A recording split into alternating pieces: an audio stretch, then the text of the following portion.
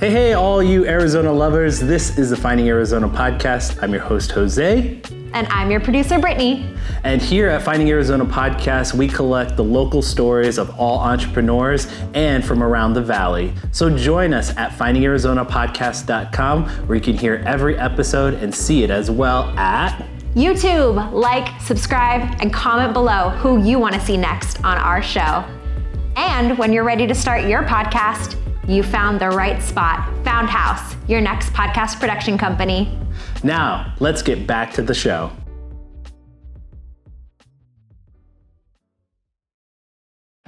Score big with SeatGeek. Whether it's concerts, sports, or live events, SeatGeek has you covered. Use code FindingArizona to get a fantastic $20 discount on your SeatGeek tickets. Catch your favorite live events hassle-free with extra savings. Visit SeatGeek.com and make every experience unforgettable.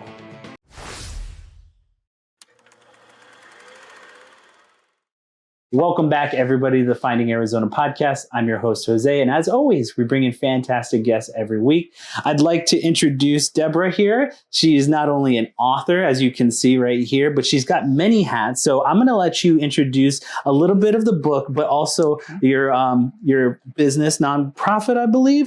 Just consulting business, consulting. Okay.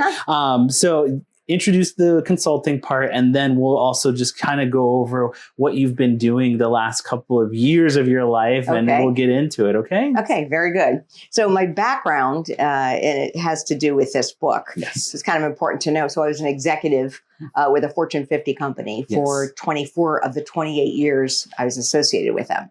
So I owned my own business at first. So I have entrepreneurial experience, but I also have executive experience where I was leading about 3,000 people and running the sixth of the country, the southeastern part of the country. And so then I officially retired in 2016. But before I retired, I was doing tons of speaking to different groups. People would just ask me to come and speak about different subjects, primarily around the topic of leadership. Okay. So when I retired, all these people kept saying to me, "Are you going to write a book? Are you going to write a book?" My comment to that at the time was, "Are you kidding? Yeah. They don't need one more book on leadership. There are thousands of them out there. Yeah. And what would mine contribute that would be different from what you can already read?" So that's kind of how I left it. But then when I started the consulting business and then COVID hit, I just felt this burning desire to kind of produce a book that talks about being a bold leader. And again, identifying a bold mission in your life, whatever that is, and then how do you get there?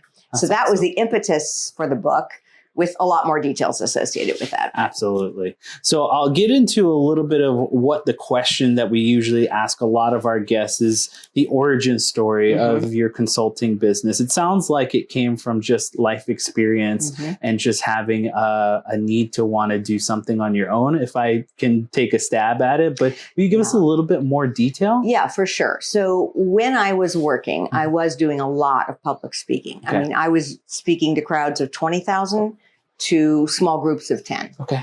And what I really became known for within my organization was getting people to the next level. So they would just send them over to Boblitt, just get them to her. And once they're with me, when I find out what their aspiration was, I was able to make it happen. Because I believe in people. Absolutely. And I love to watch people shine. And that just is my passion and my joy.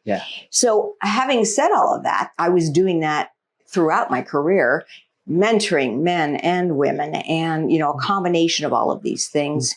And, when you have those positions, there's good and there's bad, right? You have tons of failures and you have lots of successes, but hopefully we're all learning from our failures. And so there were times when I had to recreate my approach to leadership completely, because I worked both coasts. I worked California for 5 years, and then I had the East Coast as well. So I lived in the Philly, New York area.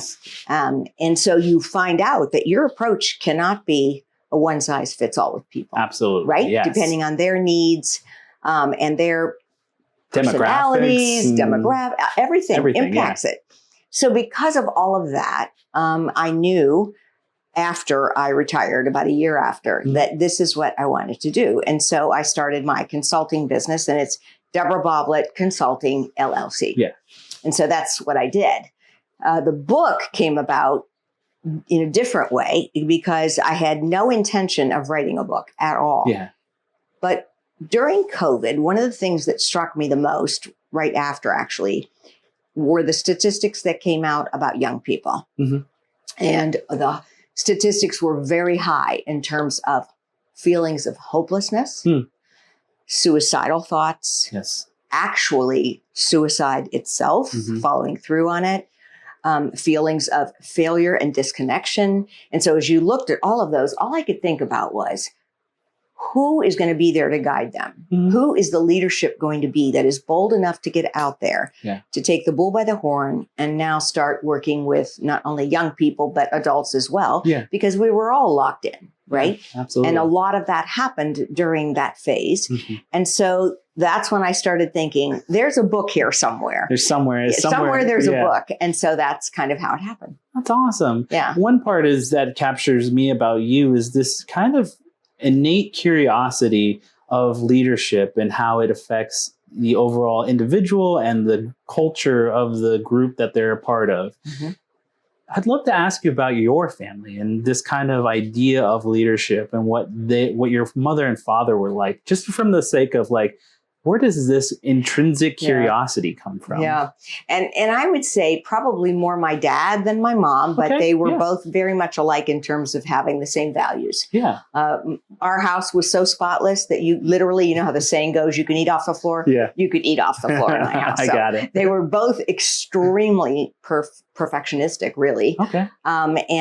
So there were very high standards in my house anyway. Yeah. But also, my dad continued to climb in business as well. Got it. And I watched him do that. And I think of the two of them, I have the most of his characteristics because I love business. Yeah. I love people. So did my mom. Don't get me wrong. But my dad was more on the business side. Yeah. And it was because of his intuitive way around people and his business acumen that he continued to grow in his business. To succeed. Yeah. What was his business, if you don't mind? He was in sales in business. For at the time, it would be like, we were in Ohio. It would be like a Nordstrom department store. And he ran, several of those areas. He was like a regional sales director at that time. It's so amazing. No, I get it completely because my acumen for business does come from my father, who I think it's just more of a life experience for him. He went from living in Puerto Rico, where his family were like farmers, essentially, all living off of the land and then, working odd jobs. But then they went into him going into the military right after high school and meeting my mother, and then just kind of having me and like having to support a family. He just had this kind of need for like, I need to provide for my family. This will lead me here to this business, which is like, he started off as working with his hands on big machinery and then fixing them and going from like that to when we moved to the reservation, he was basically, I'd like to say he owned his own food business, which is started off as a hot dog cart. Then he bought an actual food truck and started selling out of the food truck. Then I moved down here and the family came along and wanted to follow. Now he's his own business as an odd fixer-upper. He does odd jobs there. But handyman kind of business. Yeah, handyman. But again, he's just kind of this man that said, I will not be able to provide for my family. Yeah, whatever it takes. And the business acumen came along with that and learning through those experiences. So true. I find it very just, enticing because you have this joy of seeing people succeed. And I love that because I'm the same way. I love seeing people kind of enjoy their successes and feel proud about themselves and what they've accomplished.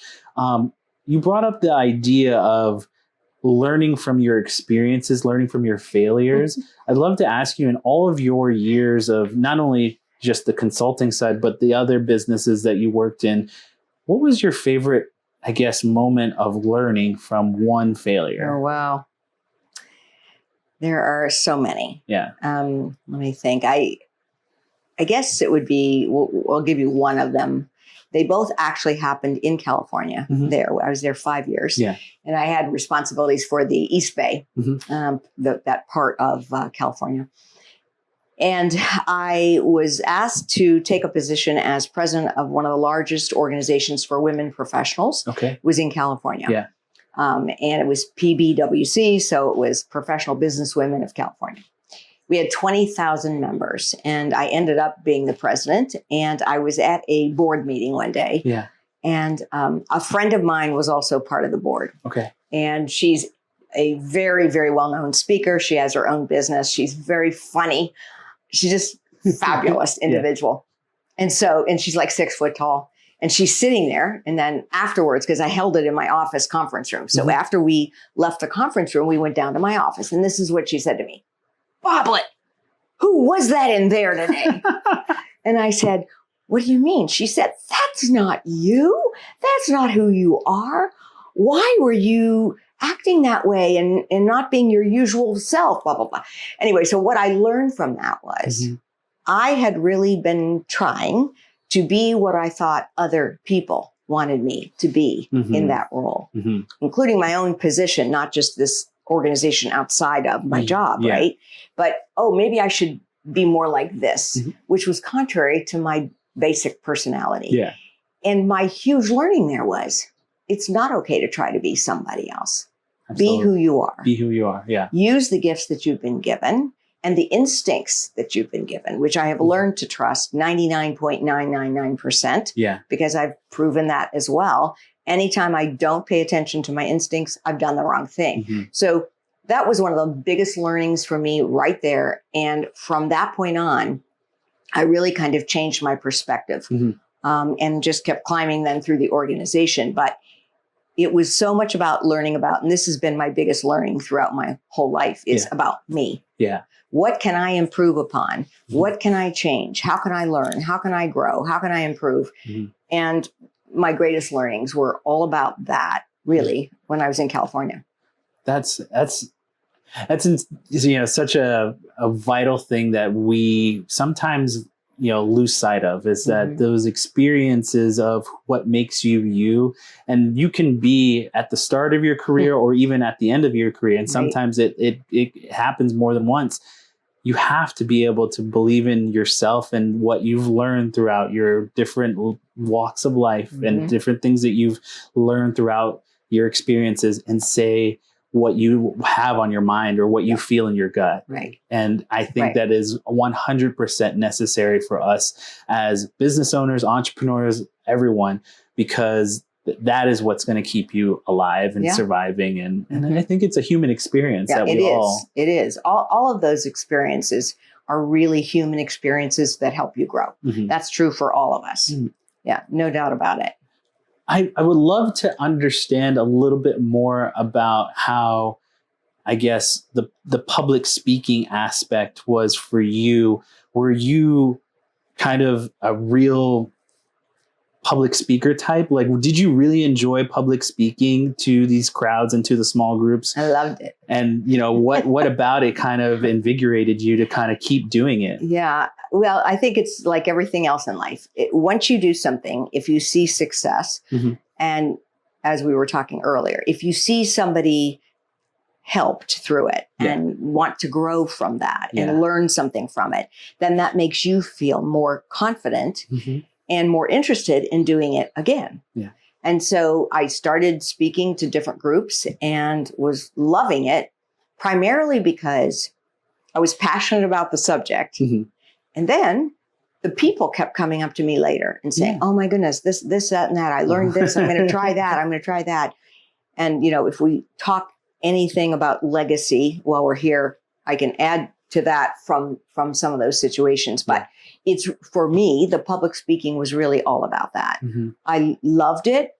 I feel very comfortable doing public speaking. It was never something that I was terrified to do, because I know it is for some people. But I just really became comfortable with it and knew that what I was going to be able to offer was a subject that I was experienced in, or I wouldn't have been asked to speak. And so how can I really help anybody in the audience, and looking always with the end in mind. So what did I want everybody in the audience to do or to think as they left? And then creating what I had to say based on those parameters. Great. That's really, again, I find you so encouraging when it comes to these moments of like vital acceptance of yourself and just really wanting to push yourself to the next step, and which you were a specialist on. And I find myself like, I wish I could still be able to go to one of your courses and be like, I got to experience Boblitt. And like, it's just one of those things. What I would also like to understand, and this comes from kind of I like to talk about in the weeds sort of in the things of what you do. Is there like, you seem like a journal kind of person or someone who's giving gratitude in the morning. What are the things for you that you like to do that kind of keep you either A, motivated, or B, balanced in your daily life? Yeah, I'll answer that maybe two ways. Okay. Motivation for me goes back to, even if there are obstacles along the way and there are failures, which there have always been, is if I can have an impact on somebody that makes them feel better and do better and accomplish more, that is everything to me. That feeds your soul? That feeds my soul. Okay. And that is my passion and my joy. And that helps me go back and do it again, no matter what. Yeah. I'm also a Christian. And so I have a very strong faith about me, and you'll read that in the book. Okay. But that also is important to me. Yeah. And so if you combine those two things, that's really the answer to your question for me. So awesome. Some people meditate and do different things. And and I meditate based on my faith, right? And I'm very actively involved in the church here in Scottsdale. Yeah. And I have a ton of wonderful, incredible friends there. And so that's been very wonderful in terms of, adding confidence to what you do, people who support you, people who understand you. And so if you have that group of individuals, they're supporting you and cheering you on, right? And then you have clients that you feel that you've been able to impact because you've seen their success. It's the combination of those two things. Yeah, absolutely. That keeps me motivated and inspired and to continue to do things. Do you do follow-ups with some of these people who've come into your life and just kind of like check in on them, or like kind of, maybe a Christmas card or something like that? Yes, a lot more than a Christmas card, but I do that too. Yes. But yeah, because so not everybody is with me for a year. Yeah. Or 6 months. So if somebody has a special thing they want me to work on with them, right? And maybe we work together for 3 months, right? To get to whatever their goal was. Yeah. Yes, but I won't just leave them there because I want to know. Yeah. So has it been impactful to you for the work that we did together? And what was your latest experience utilizing what you learned? Yeah. Tell me about that, et cetera. And then those people too are likely to recommend you to somebody else, right? If they feel like you really care, which I do. Yeah. And I've always learned my entire life in any business, you need to let people know how much you care. There are CEOs of companies who need to know that people care. Yeah. Right? Absolutely. And it's very rare for somebody to say anything like that to a CEO, but people are people. Yeah. And you want to know that others support you and love you and appreciate you. And so I feel that about when I owned my own business and I had quite a bit of staff, right? Yeah. I would do everything I could to help them enjoy their job. Yeah. Whether that was a little treat on their desk every once in a while, right? Or a retreat for 3 days somewhere else, or a trip or whatever, that I could afford to do. But it's true about clients too. I mean, they need to know that you care and it wasn't just a job for you. Absolutely. I'm just asking that because it does, like I've seen it happen where it's like, that's the one thing that allows me to really appreciate the individuals who are helping the owners in that fashion or whatever they need help with, is that one of the most successful ones are the ones who continue connection, the continuing networking of like, how are you doing? Like, tell me something, like what, keep me connected with you and let's chit chat or let's talk for a minute. Cause I had met someone who was, and it was through the podcast. It was just someone who was like a real estate guy, and he'd check in on me. He'd send me something nice for my birthday of like, little sweet brownies. And and I asked him one time, I was like, I'm not saying that it's bad. I'm just wondering, why am I? It's like, because I like you and I want to see you succeed. And the best way to do that is through these little moments of connection. I want to follow up and stay connected with you and your family. And I was like, that's the best way to do that. And it's like that, it made so much sense as soon as I heard it from him. And like, it's so incredible to like have people like you and people who get it to continue that. And it's really cool. Would like to talk a little bit about the book. Okay. And one of the things you brought up was saying that you never had intentions. Was this easy or hard? And how long of a process was this? Yeah, so it was sooner than we thought. And the reason I would say that is the publishers that I selected were out of Indiana. It's called Niche Pressworks. And they were so well organized. Awesome. I mean, you had a deadline for everything. And it keeps you motivated. Including you had to have the book finished by 8 a.m. on blah, blah, blah date. Wow. So, I mean, like you were just pushing forward, you know, to make sure you met all those deadlines. But I loved it because it keeps you on track. Yeah. And I loved it because I knew nothing about writing a book. Absolutely. And so it was a total new learning experience for me, which I loved every second of. And you had to get really retrospective about yourself. Yeah. Okay. I mean, you had to dig deep yeah. in what do you think about this? What do you feel about that? What are experiences you've had about this, et cetera? And how will you express that? And what's the goal of your book? You know, what message are you sending? So it was a fantastic experience. I really loved it. And that retrospective of look of deep inside yourself, was that easy or hard? Or because, I mean, with the passage of time, it can be kind of difficult to remember the little details, but it also, I mean, it's your life. So it's like, you're kind of like, it's one view to see yourself, but maybe did you have to do interviews or ask other people about the experiences that you're writing about? Most of the experiences in the book are mine and I know you haven't read it yet, so you'll see. Yeah. Okay. So there are about 8, I call them my heroes in this book. Yeah. They're all here in Arizona. Yeah.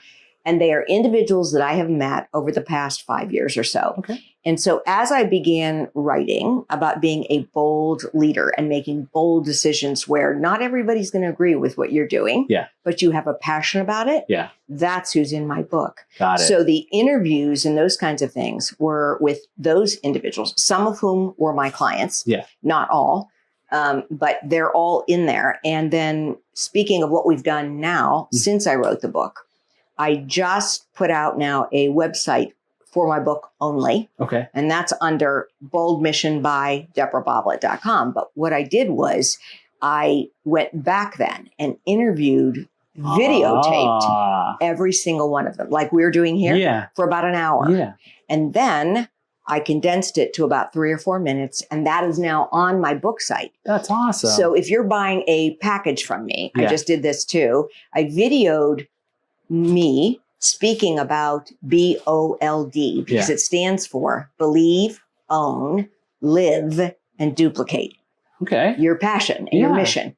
So what does that mean? Well, I did a very brief video, like 3 or 4 minutes for each of them. So you can see what I'm talking about. Yeah. And then I created a worksheet for each of them. So if you're listening to me talk, you can be taking notes and answering some questions about yourself.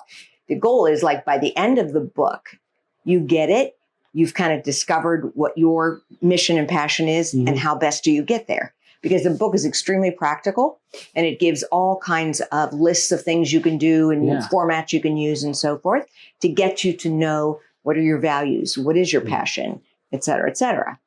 And so then I had to speak recently and I was able then to incorporate those 3 or 4 minutes of each of those people telling their story as it related to different things that I was asked to speak about. Yeah. So my point is that all of the people in the book are real people that you could interview today. They're right here. Yeah. And their stories are incredible. I cannot wait. I cannot. Incredible. And it seems like that was built in with the book in mind. Like, was the worksheet like something that you were like, I want this attached to it? Or was that something afterwards that we're like, I can put this as an attachment to the book? Yeah. So I just created the worksheet and put those short videos on this new, just the book site. Yeah. Okay. So that you can buy it. Yeah. You can buy the package for $29.99. Yeah. And it'll give you all of that.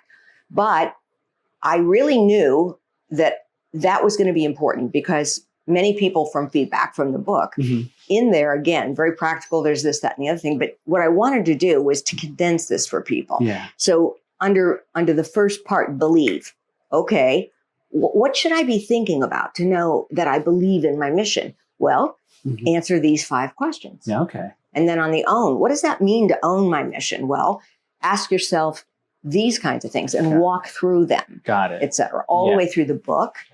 So by the end, when it's duplicated, it basically means I want to share it with other people so they can duplicate it in the sense that they will also drive to their passion as well. That's awesome. You are someone who's directly just like, again, when it comes to leadership or when it comes to like this, again, retrospection of life and what you believe in, I think you have a great sense of just understanding of the individual and oneself of like, these are the types of things that are going to propel you forward. And again, you probably heard this more than once. It's like you're doing incredible work and you're making a big effect on people on just the fundamental scale of like what they have with their passions. Yeah.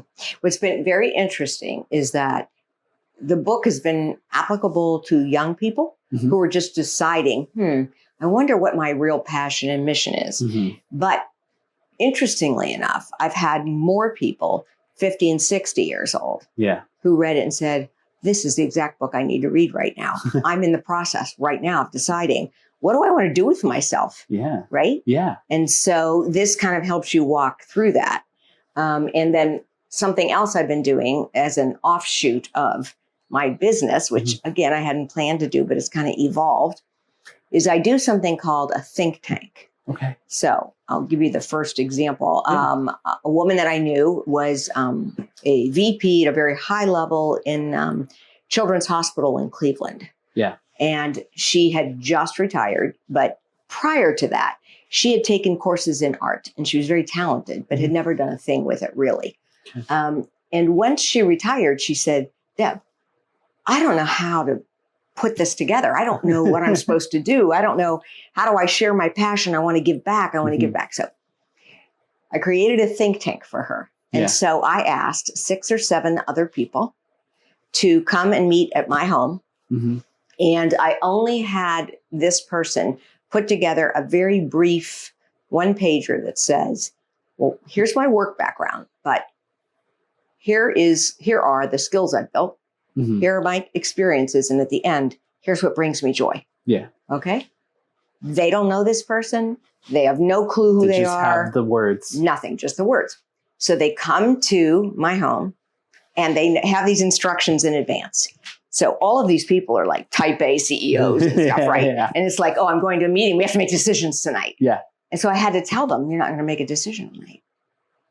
Okay. So you have to be comfortable with sitting there and not driving to a result. Okay. So when this woman leaves tonight, normally you would feel, got that one done. Check it off. No, you're going to have to be satisfied with the fact that you're not here to make a decision. Yeah. You're here to provide provocative thinking to that person around themselves. So, and many of these people did not know each other even. Yeah. So it was really cool to watch these people interact. And they're all pretty much high level people in Arizona. And that first one that I did was amazing. And she now owns her own ceramics business. Oh, wow. She has a site online. She has donated, I can't even begin to tell you how many of her pieces to different places here in Arizona, as well as back in Cleveland, right? Which she also calls like food bowls. So in other words, to areas and organizations that feed people who have no other source, but yet they want to teach them how to eat healthy. Yeah. She's actually designed these bowls so that it literally separates out protein and vegetables and she writes it in the bowl and they're gorgeous. But she's done everything from little dog bowls to whatever. But anyway, she found herself, so to speak, through that process, not immediately, but it left with her. And then we send them the notes of the meeting to think through, wow, maybe, I don't know. That's interesting. Now, I have so many questions based off of this one idea. Is like, were you a fan of where'd you come up with this? Was it just the fact that you heard of other think tanks, or was it something that you had already I had experienced it personally many years ago. Got it. I was part of a huge organization for women, a global organization. Yeah. I was on their board, and there was a woman and I was also what they call a fellow for that organization. So it was 1 year of study around the world and domestically. And one of the speakers there, we became very good friends. And she, as I was telling her, hey, I might be retiring in the next X number of years. I'm trying to think about what I would be doing. She goes, well, I have an idea for you. I said, okay. She said, why don't you fly to DC, which is where she lived. Yeah. If you fly to DC, I'll do a dinner, and I'll just invite people to the dinner, and we'll talk about you. Interesting. I said, okay, let's do it. Yeah. Well, that was so interesting of an experience for me, and really made me start to think about me and my skills and my passion and what brings me joy. What do I think my experiences could lead to, et cetera. So it was very impactful for me. That was many years ago. So I thought, when I heard this from this particular client, I said, oh, I know exactly what we want to do. You know? And then the second one I just did recently, 1 year ago now, I'll give you her results, which is really cool. She flew in from Georgia. She was a client that I was working with over Zoom and, conference calls and stuff. And she flew in, and we did another one for her. And within 1 year, she had already decided what she wanted to do, and she already published her book. Wow. That's amazing. Like, honestly, it's one part because I've heard of think tanks, and through the sense of like, here's a framework of questions and or something that we're trying to get done. How do we solve it with higher educated individuals? But never in the sense of like, let's prioritize an individual. Like, let's make the important thing or the important result the individual, the person. Yeah. And so that's so fascinating that worked out for you. And it was really fun. And it was really fun to see the responses from the people that I had selected to come, because they were not used to that. Yeah. It was like, oh my God, this was amazing. We didn't have to come to a consensus. Yes. We didn't have to agree. We didn't have to make a decision, but the person benefited tremendously. Yeah. And one other interesting thing that happened was, all of these people did not know this individual. And when they read about her, the facts, when they got there, they all had the same feeling about it. That's interesting. Really interesting. Yeah. You need to write a little book about that. Yeah, it would be kind of interesting. Yeah, it was amazing to watch the process. I know that you have, like, this is kind of, I know, and this is another question about the think tank. I know that they're probably friends in a network that you've built throughout the years and through your career. My question isn't about that and how you were able to get them in your house. My question is about, what'd you feed them? Like, what was the dinner? Okay, so that's another part of me. I love cooking and baking. Okay. And I'm Italian, full-blooded Italian. And my sisters and I have three sisters, and our parents are gone, but we were reared with really phenomenal food. Yeah. And because from birth, that's all we ate was Italian food, and it was all from scratch. So we've carried on all those traditions. I make all the typical Italian cookies, everything from cannoli to ricotta cookies to... You're speaking my language. I love Italian. I would have brought you some if I were. I love Italian food. It's my jam. And that's half of the reason why I married such a... And there you go. She's Italian on her father's side. And so I love anything Italian food. It's so good. So for me, it's just another one of my joys in life. Yeah. I live right now, my husband and I live in a condo. And so I bake probably once or twice a week for all the neighbors. Oh, it's just because I love doing it. And so I'll dream up these new recipes and I make it for them. But for that evening, I had tons of food. Yeah. And so they could just munch and eat and talk. That's awesome. Yeah. And I just did another one of those Saturday night. It's just what I love to do. And I find, again, it's those minute details where it's like, I could guess that they were all friends. Like you asked a favor or something or whatever. Yeah. They were all interested in coming to see you, And it's just like, but it's like, what fed them? What fueled them? Exactly. How'd you get them there, right? Yeah. How'd you get? Yeah. Yeah. They knew they'd have good food, so that's why they're like, let's go. Yeah. Boblitt's doing another one of them. So. Well, I mean, again, you have so many cool little things going on. I just want to make sure that I'm covering everything with the consultant agency. I would love to just again ask, like, if someone wanted to seek you out, what are some of the services that they can expect from you over there? Okay. So it's interesting because it started out as basically consulting and coaching executives and entrepreneurs. Yeah. But it really has evolved into something a little different. I still do all of that, but I have several people who came to me to say, I need to know how to tell my story, because, and one of them's in the book. I've been asked to tell my story many, many times. I don't have a clue how to put this thing together. Yeah. And so I help them with, if somebody asks you to speak for 20 minutes, it should look, you can look like this. Yeah. We're going to learn how to do that. But if you're the featured speaker and you have to speak for an hour and tell your story, we're going to work on that too. Got it. So they left with that. Then I had another person who's a physician here. And he said to me, look, I have a huge presentation to do with a lot of doctors because he left typical practice to become an integrative medicine doctor for cancer. Wow. And what he's doing is amazing. Yeah.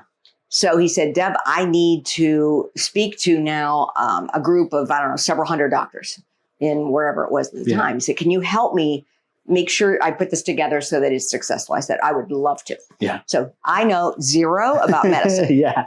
Zero. The terminology, the acronyms, and my friend is brilliant. And he's, throwing out all this language, and I'm thinking, I don't have a clue what you mean. But yes. So, we started with what's the message, right, that you want these doctors to leave with, and what action do you want them to take when they leave? And then we worked backwards. Got it. And we put the presentation together, got a standing ovation. And he got several standing ovations because we worked on several of those with him. So that was very different than what I thought I'd be doing. And then I ended up doing the think tanks, which is also very different than what I originally intended. So it's just kind of evolved into that. But if anybody's interested, they can reach me at my website, which is debraboblitt@me.com. But they can find out what I do and what I speak about also on my website, which is www.debraboblitt.com. Got it. And if they want to hear more about the book and they want to get the package that goes with the book, they can buy the book on Amazon. And then they can go onto my site, which is Bold Mission by DebraBoblitt.com. Awesome. And they can get the package, and then everything would come together for them. So wonderful. But really, I'm open for anything because, if they listen to this, they know kind of what I'll be able to do with them. Yeah. And so, it would be within basically the framework of what I do. But if it's something different and I think I can help them, I would do that too. That's awesome. Yeah. Don't be shy. Don't be shy. Yeah, that's the one. Well, thank you, Debra. I mean, again, we usually typically end our conversations towards the idea of goal setting or goal, like what our listeners can help you out achieve. But I think you kind of left it on the table there. I mean, you are open to basically a lot of things that are in your realm. But if there's something that you're looking forward to achieving, either by a certain point in life or just by the end of the year, I would love to hear it from you. The thing I would probably want to do, I don't know if it's in the form of another book or not, but what I really would like to be speaking about, because that's another thing. I love public speaking, and there's so much to talk about under the heading of leadership or under the heading of Bold Mission. But one of the last chapters in the book, I talk about 16 characteristics of a bold leader. Yeah. That's really what I want to hone in on in this next year. So is that in the form of a book that talks specifically about those kinds of things? Or is it just more opportunities to talk about that with different organizations? Yeah. Because it really doesn't matter what industry you're in. All of those characteristics need to be there if you're going to be a success, especially in today's environment. They're not from years ago. They're in today's environment. What do you need to be a successful, bold leader? I love that. And I wish that, and I have total confidence, but this is me wishing out loud, but it's like, I hope someone finds you and really goes and says yes to you and really like one of our listeners was like, yeah, I love this, I love her. I want to be a part of what she has to offer, and says yes to you and the opportunity to work with you. That'd be fun. Awesome. Yeah. You already gave us your website, so I'm going to let that just kind of be the thing, but we'll maybe throw a lower third up on just to kind of give everyone a chance to remember where they can find you online. But we do end every conversation with our little outro. You can hear every one of our podcasts at findingarizonapodcast.com. Make it easy to find us through social media, which I would love to talk to you off air about and how that works with leadership. Sure. But at Finding Arizona Podcast. And last but not least, we end every conversation with the kisses, hugs, and belly rubs to our four-legged friends. And we will see you next time. Bye.